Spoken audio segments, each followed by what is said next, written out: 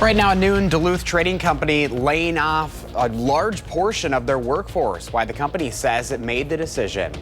Plus, authorities in Los Angeles prepare for another day of unrest from protesters as ICE agents continue deportation raids. This is News 3 Now at noon. Thanks for joining us. I'm Josh Ryder. Right now, a 2-year-old girl is suffering from life-threatening injuries after a crash in Rock County. It happened between U.S. Highway 14 and South Van Allen Road on Sunday. The sheriff's office said a Cadillac did not slow down, rear-ending a GMC, which caused it to spin into the nearby intersection, hitting a Jeep. Emergency crews flew the girl to the hospital. She was the only one in the crash with major injuries. Duluth Trading Company leaders have laid off part of their workforce in Wisconsin. Company leaders say they let go 18% of employees at their Mount Horeb headquarters. Overall, the workforce has been reduced by 3%. This includes remote employees, distribution centers across the U.S., and the Mount Horeb office. The company says the decision was made to reduce expenses and drive efficiencies further. A first warn traffic note, West Washington Avenue will close to deconstruct the current pedestrian bridge on Friday. The closure will stretch from the Proudfit Regent West Washington intersection to the Vilas South Park West Washington Avenue. During the closure, you can take a detour through Regent Street. The closure begins at 7:30 Friday night and is expected to end Monday, June 16th. Well, this afternoon, protesters against immigration enforcement are now popping up in other cities nationwide. This as authorities in Los Angeles are bracing for a 5th day of demonstrations over deportation sweeps by ICE agents. Danya Backus is there. Tensions boiled over in downtown Los Angeles overnight following a day of mostly peaceful protests over ICE deportation raids. I don't even know where we can go and be safe, where we can express ourselves without feeling intimidation of the police. As officers moved in to break up crowds, some protesters threw flares and fireworks at police, resulting in dozens of arrests. There is no tolerance for criminal activity under the guise of protest. Bypassing California's governor, President Trump sent 2,000 additional National Guard troops to Los Angeles Monday to protect federal buildings, along with 700 U.S. Marines. The introduction of federal military personnel without direct coordination creates logistical challenges and risks confusion during critical incidents. I think the president is absolutely 100% right to step in. Los Angeles Mayor Karen Bass reacted to the deployment in an interview with CBS Evening News co-anchor Maurice Dubois. When ICE came in, the raids happened, the federal government takes over the power away from the governor. That's all an experiment. This has not been done before. It was not asked for. It is not warranted. Demonstrations against ICE are now spreading to other cities, including San Francisco. The people in our federal government who are making decisions to put troops on the streets and to round up members of our community need to see that we're not with them. In Austin, police used tear gas to disperse crowds gathered at the state capitol, demanding an end to the Trump administration's deportation campaign. Danya Backus, CBS News, Los Angeles. California's top general says troops will likely remain in Los Angeles for at least 2 months. Well, we are warming things up over the next couple of days. First Warn meteorologist Jacob Montesano is on the weather patio with your certified most accurate forecast. Hi, Jacob. Hey Josh, noticeably warmer compared to this time yesterday. It is very nice out here. We are seeing a good amount of clouds right now, but we're not expecting any rain for the entire day. Let's take a look at those current temperatures. Right now we're in the middle 60s in Madison, already in the lower 70s for a few areas. And if we compare this from 24 hours ago, especially places west of Madison, noticeably warmer by about 5 to 10 degrees. Although I wonder if the feels like temperature is actually a little bit larger difference, because I was out here around the same time for the noon show and it definitely felt a lot cooler than what it is right now. Now, as we take a look at the air quality, unfortunately, we are back at moderate levels, and some parts of northern Wisconsin are actually at the unhealthy for some levels, and we're going to continue to be dealing with some minor smoke. But the good news is that we're seeing some moderate smoke right now, but it is going to get better throughout the day, and then as we get into Wednesday, it will continue to be a little bit better. better, but still not completely out of the area. So unfortunately, this is something that is going to continue to linger, but it is going to get better for tomorrow. Now, looking at the current radar, like I mentioned, we are not seeing any precipitation, and we're going to continue to be dry. We'll see the skies become mostly sunny throughout the day with highs in the upper 70s, very close to normal for this time of the year. But we do have a chance of rain by the time we get towards tomorrow, maybe as early as tomorrow. I'll talk more detail about that coming up a bit later. All right, we'll see you later in the show. Thank you, Jacob. Right now, voting is live for Madison Magazine's Best of Madison. This year, there are 5 sections with 150 categories of people, places, and things to choose from. You can cast 1 vote in each category. Last year, more than 29,000 people voted. The winners will be revealed in the magazine's October issue. You can find a full list of the categories on channel3000.com. Just look for the Best of Madison at the top of the website. Voting runs through June 30th. Coming up next on News 3 Now at noon, where 2 big moves are happening in media streaming. Plus, what new features Apple is unveiling at their developers conference.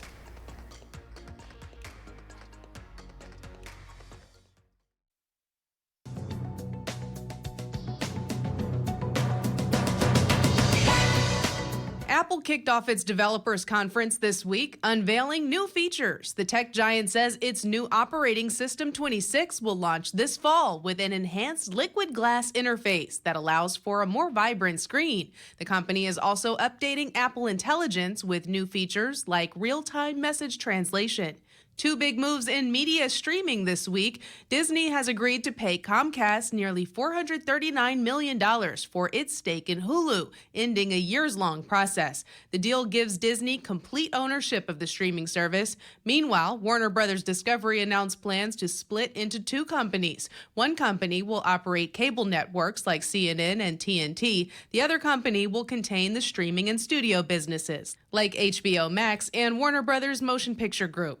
And Wilson Sporting Goods is teaming up with WNBA star Caitlin Clark on a new line of basketballs. Clark worked closely with the company on the design of the 4 balls, titled Embrace, Aspire, Oasis, and Envision. The line hit store shelves on June 23rd. That's your CBS News Money Watch report. For more, log on to cbsmoneywatch.com. At the CBS Broadcast Center, I'm Jesse Mitchell. Here's a look at the current stock numbers. The Dow is up 103 points, NASDAQ up 66, and the S&P 500 up this hour 23. Our call for action volunteers are in the building taking your consumer complaints and taking action on your behalf. You can call for action at 608-270-2833 or submit a claim anytime at channel3000.com/call-for-action. Pam has the farm report next, and Jacob returns with the first warn forecast. And later on Live at 4, a military historian reacts to President Trump's decision to deploy the National Guard to L.A.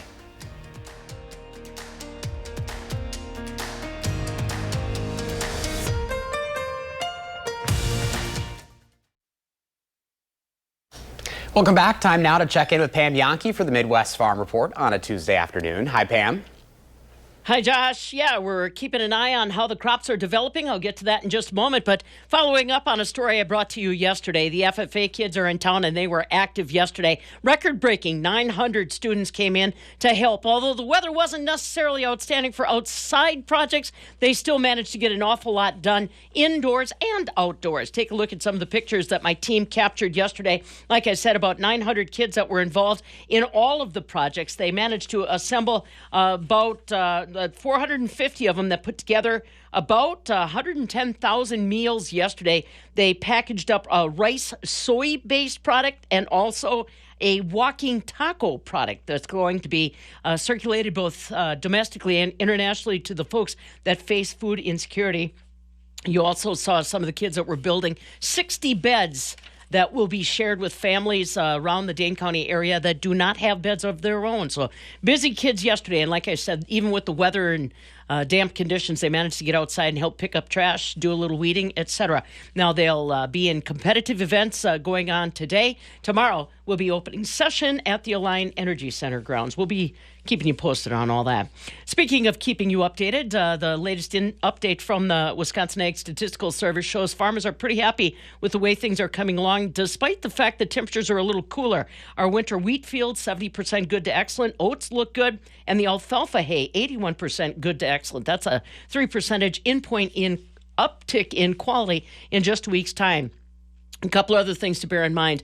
Ed Burrs from Burrs Berry Patch in Barneville tells us the rhubarb crop is a record breaker because of the cooler temperatures. And I see Carindale Farms out by Fitchburg is now open for strawberries. If you're looking for a strawberry patch near you, wiberries.org can get you the locations. But I always encourage you to call those folks and find out what their picking schedule is like, because they can run out pretty quickly with some of those early varieties. No change today on barrel or black cheese. The AA butter down 4.5 cents at $2.50.5. Strawberry season is upon us, Josh, just in time for Father's Day weekend. Oh my gosh, I love a good fresh strawberry. That's like the best when you can just pick it right there, and this is the time of year I just get really excited. Right there, yes. Yeah, so you got to do it. You got to do it. All right, always making us hungry. At least it's healthy, right? Strawberry is healthy. We'll take it. There you go. Thank you, Pam. See you. Calmer conditions for now before the next chance of rain. First Warn meteorologist Jacob Montesano has the forecast. Hi, Jacob. Hey, Josh. Yeah, today is going to be very close to normal, and we're not going to see any rainfall. But we are going to be warmer for tomorrow, and later in the day, we could see some storms develop, and the chance of storms will continue through Friday. And although we still might see some light rain over the weekend, Father's Day weekend is looking very nice with highs in the 70s and pretty dry. But let's take a look at this afternoon. Once again, we'll see plenty of sunshine. We're seeing a little bit of cloud cover right now, but those will clear out of the area. Highs will be in the upper 70s. In fact, the average high this time of year is 77 on the dot, and that's what we have in the forecast right now. So definitely a very June-like day. And as we head to the overnight hours, we're going to continue to see clear skies, but the lows are going to be fairly mild, with lows only dropping into the middle 60s, and then that will lead to 80s for your Wednesday.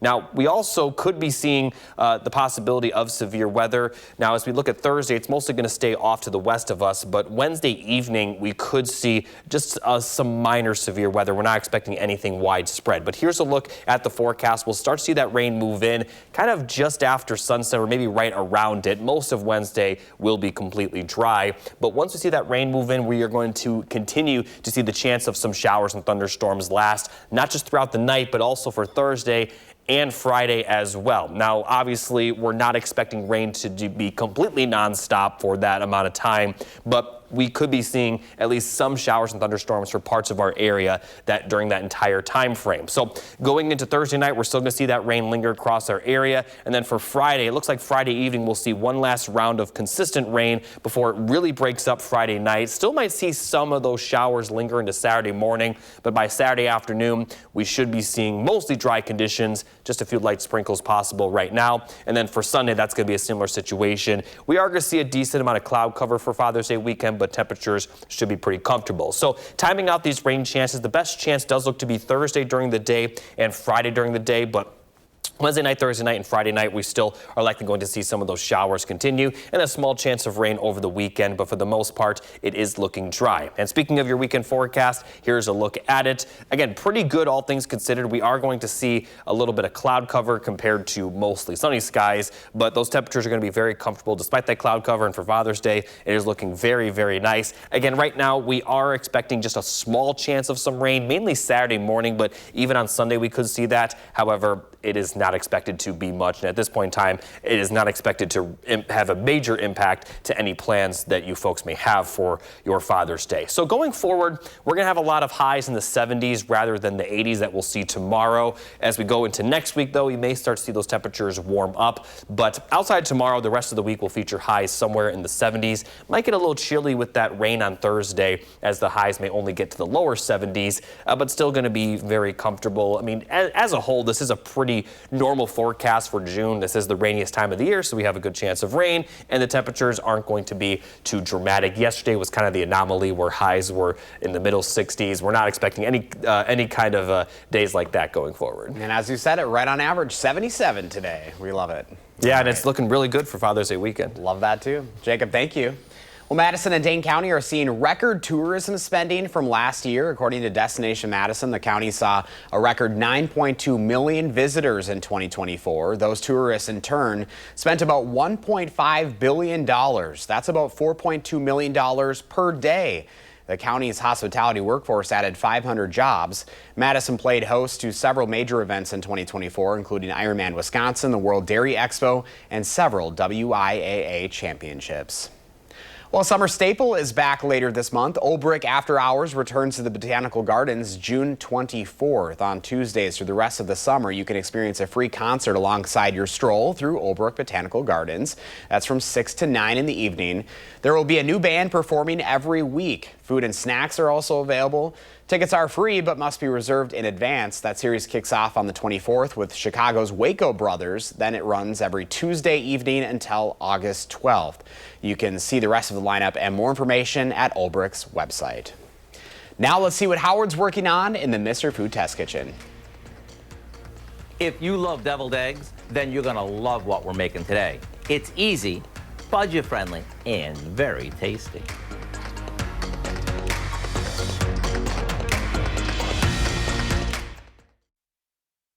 To many of us, summer get-togethers have to have two things: deviled eggs and a good old-fashioned macaroni salad.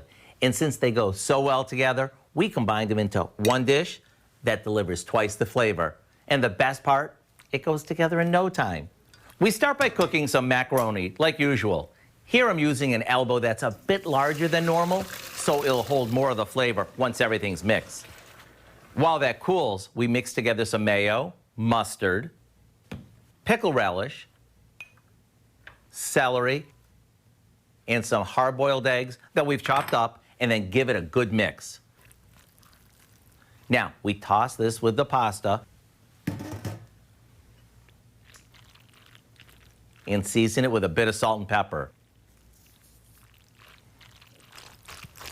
You see, it has all the ingredients of deviled eggs mixed with all the yumminess of macaroni salad. Maybe garnish it with a few deviled eggs and a shake or two of paprika, and it's ready to serve. And if you put this out instead of your usual go-to pasta salad, get ready for lots of oohs and ahs. It's that good. I do hope you'll go online and get the recipe for our deviled egg macaroni salad so you can jumpstart your get-togethers with a 2-in-1 favorite. I'm Howard in the Mr. Food Test Kitchen, and I look forward to seeing you right back here tomorrow for even more Ooh, It's So Good. Thank you, Howard. Let's go to Jacob now for a final check of your first warn forecast. Yeah, we're going to see pretty nice conditions for the rest of the afternoon. Warm tomorrow with rain developing later in the day, and then that rain could continue Thursday, Friday with dry conditions over Father's Day weekend. All right, Jacob, thanks for joining us. The Bold and the Beautiful is coming up next. We're back at 4 o'clock. We're always on at channel3000.com 24/7.